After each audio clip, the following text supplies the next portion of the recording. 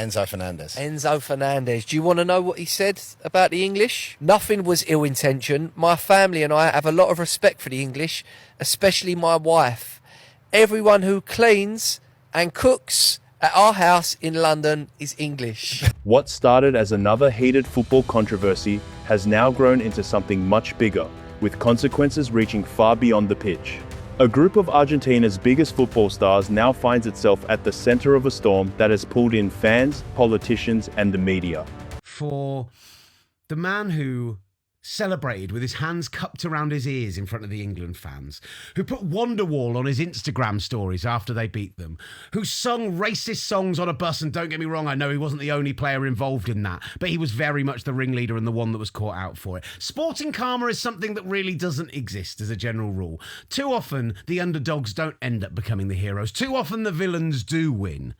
But him getting sent off and crying about it at the end of the game, just let me have a drink of those tears. Enzo Fernandez, no one is sad for you today. What once looked like a moment that would quickly disappear has instead turned into a debate that keeps getting louder, putting several Premier League players under intense public attention. Among the names drawing the most criticism is Chelsea captain Enzo Fernandez. One quote in particular has spread widely: "I love English people. They do my cleaning for me."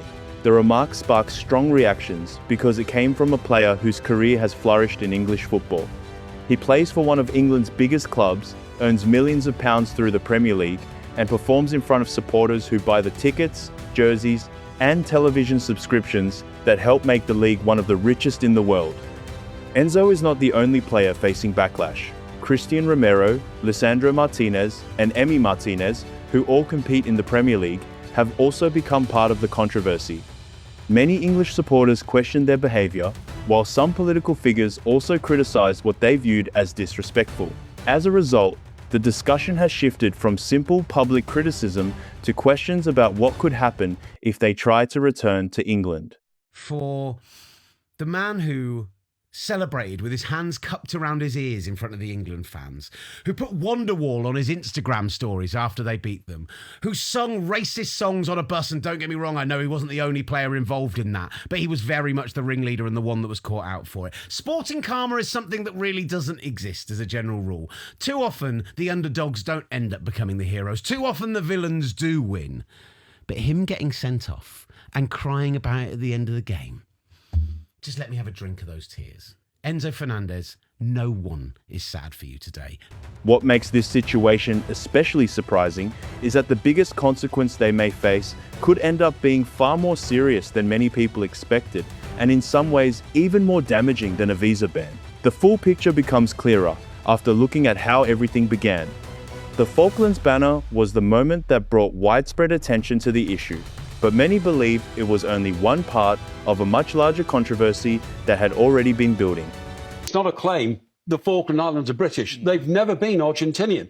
Argentinians have never lived on the Falkland Islands. They just try to claim them because they're close, much closer to their coast, obviously in the South Atlantic than ours. So it's not a claim. And if you asked anybody on the Falkland Islands if they want to be British and Argentinian, the last poll, 99% wanted to be British. So as far as I'm concerned, there's absolutely no question about who they belong to. To understand why this sparked such a powerful reaction across England, it helps to know why the Falklands remain such a sensitive issue. For many people in Britain, this is far more than a political disagreement or a chapter from a history book. It is tied to loss, military service, and memories that are still deeply personal for thousands of families. In 1982, Argentina invaded the Falkland Islands, a British overseas territory in the South Atlantic. Britain responded by sending a naval task force, leading to a conflict that lasted around 10 weeks. During the war, 255 British service members lost their lives. But this gives comfort and succour to Argentina, who are not particularly aggressive at the moment in their ambitions for Las Malvinas, as they call them. But it will, give them the message that, the Americans this time, because last time we couldn't have won the Falklands War without the satellites the Americans owned, giving us details of the movement of Argentinian troops. Argentina also suffered heavy losses, with 655 military personnel killed, while 3 island civilians also died. Although Britain regained control of the islands, the emotional impact of the conflict has never completely disappeared. For many Britons, the Falklands War remains part of living memory. Families still remember those who never returned, veterans continue to share their experiences, and memorials across the country serve as lasting reminders of the conflict. The rivalry has even influenced football, with British referees historically not being assigned to officiate Argentina's World Cup matches because of the unique history between the two nations. On the night that the HMS Sheffield went down, it was hit by an Exocet missile, which hit it in the magazine and blew the ship to pieces.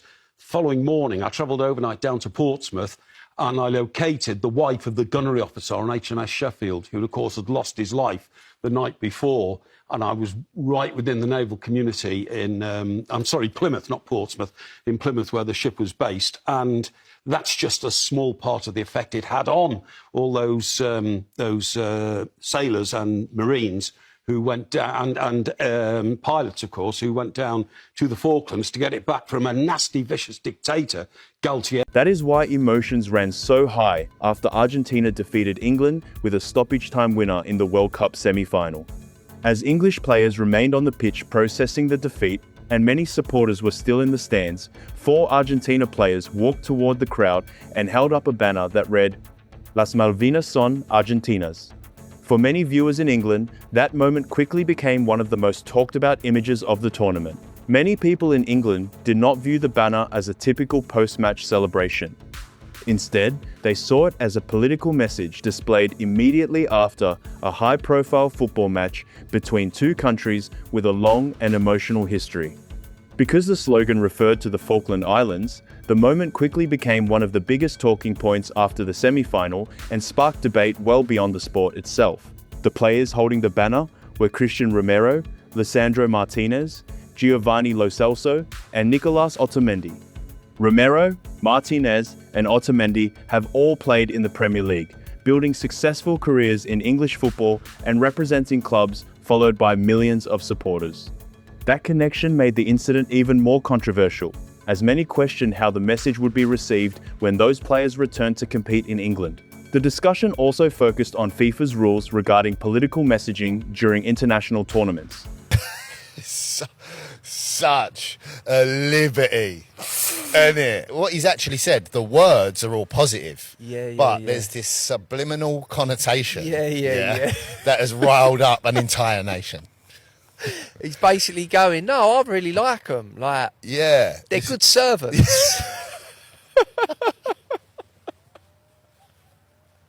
FIFA has long maintained regulations that restrict political statements at its events, and previous tournaments have included cases where teams were required to alter equipment or displays to comply with those rules.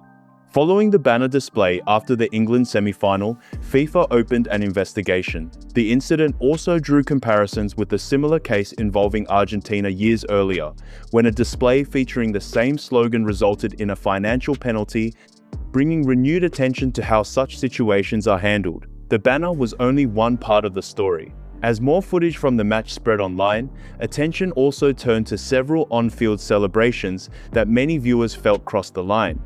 Those moments added another layer to the controversy and fueled even more debate about the players' conduct after the semi-final. Christian Romero, Tottenham Hotspur's captain, became one of the main figures in those discussions. After Argentina's late equalizer in the 85th minute, television cameras appeared to show Romero running toward England goalkeeper Jordan Pickford and celebrating close to him while Pickford was still on the ground reacting to the goal.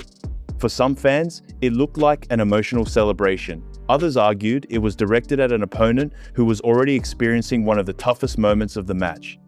The conversation grew even louder after the final whistle. Footage also showed Romero celebrating near Jude Bellingham as the England midfielder remained on the pitch following the defeat. Bellingham appeared to be quietly processing the result, while Romero celebrated with visible emotion, shouting and beating his chest. Supporters interpreted those scenes in very different ways, but together they became another major reason why the post-match reaction extended far beyond the result itself. For critics, these moments were not viewed as isolated incidents. Instead, they pointed to what they believe is a pattern of behavior that has followed Christian Romero during some of football's biggest occasions.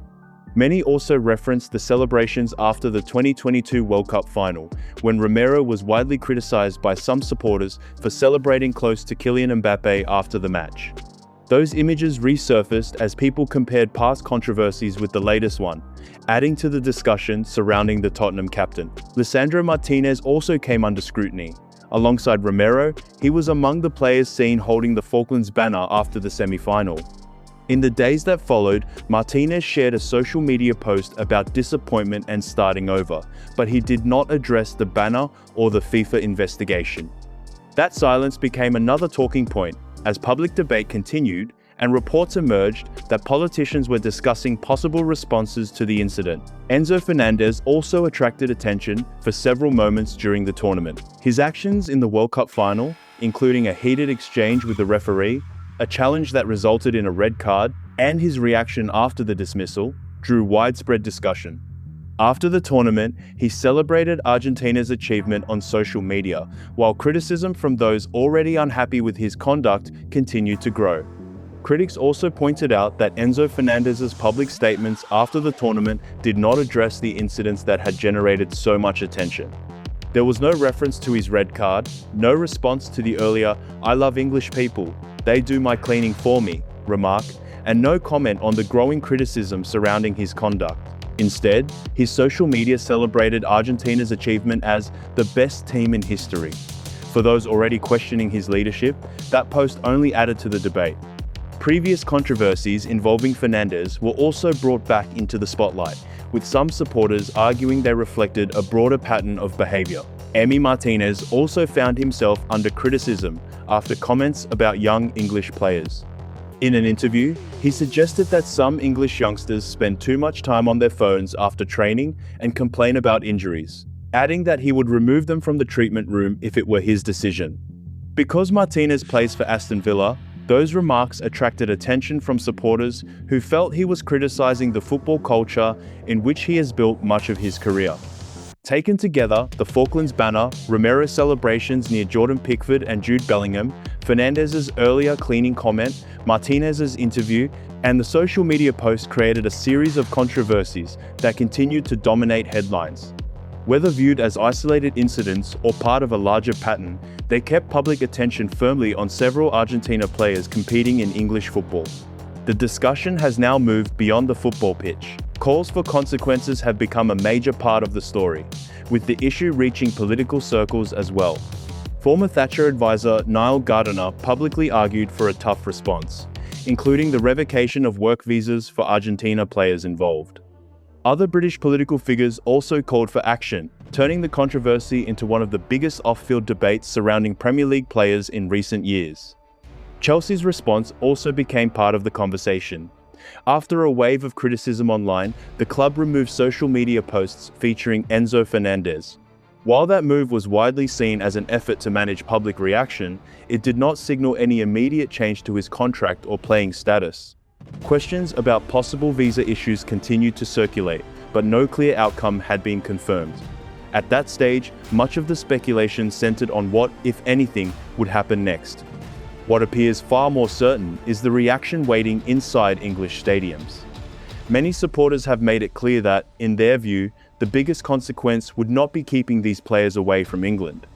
Instead, they want them to return and face the atmosphere that now surrounds them. For those fans, every appearance would bring renewed scrutiny, louder chants, and constant reminders of the controversy. That is why the focus has shifted beyond legal or administrative questions. Many supporters want Cristian Romero to walk into away grounds across the country with thousands of opposing fans remembering the events that sparked the backlash. They expect Lisandro Martinez to return to Old Trafford under the same spotlight, carrying the weight of a controversy that many believe will continue to follow him long after the tournament has ended.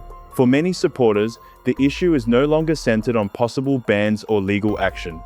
Instead, the conversation has shifted toward what they believe should happen once these players return to Premier League stadiums. Across social media and fan discussions, a common view has emerged. If the players are available to compete, they should face the reaction of the crowds rather than avoid it altogether. Many fans argue that a ban would remove the players from the very people who feel most offended by the controversy. In their eyes, playing somewhere else would allow the story to fade much more quickly. By contrast, returning to England would mean stepping into packed stadiums where every appearance could be met with chants, criticism, and relentless attention from opposing supporters. Since the semi-final, social media has been filled with posts expressing that sentiment. Some fans have said they want Cristian Romero to return to every away ground and hear the response from the stands after the incidents involving Jordan Pickford and the Falklands banner. Others have said Enzo Fernandez should experience the reaction from supporters who remain angry about his "I love English people, they do my cleaning for me" comment. The message repeated by many supporters is that the strongest response is not preventing these players from returning, but allowing them to play in front of crowds that have not forgotten the controversy. Whether that atmosphere ultimately matches the online reaction remains to be seen. What is clear is that many English fans believe the most significant consequence would be a season of intense scrutiny inside stadiums, where every touch of the ball, every away match, and every appearance would unfold under the spotlight of supporters who still remember the events that sparked the debate. As the debate continues, plenty of British fans have also turned to humour. Across social media, jokes have been circulating that some of these players could eventually end up in Major League Soccer, playing alongside Lionel Messi. Supporters making those comments argue that the atmosphere there would be very different from what awaits in England. In the United States, the Falklands issue does not carry the same historical weight, and many believe the controversy would not follow the players in the same way. They also point out that remarks like the "I love English people, they do my cleaning for me" quote would likely be received very differently outside England than they have been by Premier League supporters. Whether any of that actually happens remains to be seen. For now, the focus stays on what awaits when the domestic season begins. Every away match, every stadium, and every appearance will be watched closely as fans react in their own way. The football will eventually return, but the discussion surrounding these events is unlikely to disappear overnight. Now it's your turn. What do you think should happen next? Should there be official consequences, such as visa action if the authorities believe it is justified? Or do you think returning to Premier League stadiums and facing the reaction from supporters is consequence enough? Share your thoughts in the comments. I'm interested to see where you stand on this debate. If you enjoyed this breakdown and want more in-depth football stories, controversies, and the biggest headlines from around the game, make sure to like this video, subscribe to Machio, and turn on notifications so you never miss an upload. Your support helps the channel grow and keeps these videos coming. Thanks for watching, and I'll see you in the next one. Peace.